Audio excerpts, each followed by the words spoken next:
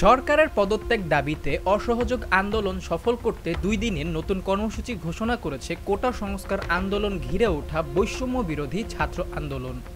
ঘোষিত কর্মসূচি অনুযায়ী সোমবার ৫ আগস্ট নারী ও শ্রমিক সমাবেশ এবং মঙ্গলবার ৬ August long march to Dhaka কর্মসূচি পালন করবেন শিক্ষার্থীরা।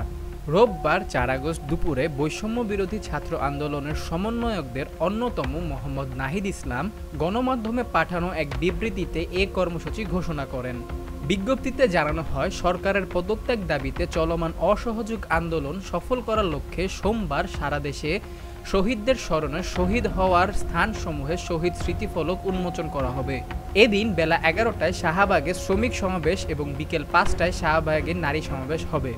এছাড়া সারা দেশে বিক্ষোভ ও গণ অবস্থান কর্মসূচি করবেন শিক্ষার্থীরা। এতে আরও বলা হয়, মঙ্গলবার ৬ August long march to Dhaka কর্মসূচি করা হবে। এ কর্মসূচি অনুযায়ী সারা দেশে ছাত্র, নাগরিক, শ্রমিক সহ সব পেশাজীবীদের ঢাকায় আসার আহ্বান জানিয়েছেন বৈষম্য বিরোধী ছাত্র আন্দোলন। একই দিনে দুপুর ২টায় শাহবাগে গণজামায়াত কর্মসূচি করবেন তারা। এছাড়া সব পাড়া, মহল্লা, গ্রাম, উপজেলায় ছাত্রদের নেতৃত্বে সংগ্রাম কমিউনিটি তৈরি করার আহ্বান জানিয়েছেন। চলমান এ কর্মসূচির মধ্যে যদি ইন্টারনেট শাটডাউন করে ক্র্যাকডাউন চালানো হয়, তবুও নতুন কর্মসূচি করে সরকার পদত্যাগ না করা পর্যন্ত আন্দোলন চালিয়ে যেতে শিক্ষার্থী ও সাধারণ নাগরিকের প্রতি আহ্বান জানিয়েছেন বৈষম্য বিরোধী ছাত্র আন্দোলনের নেতারা।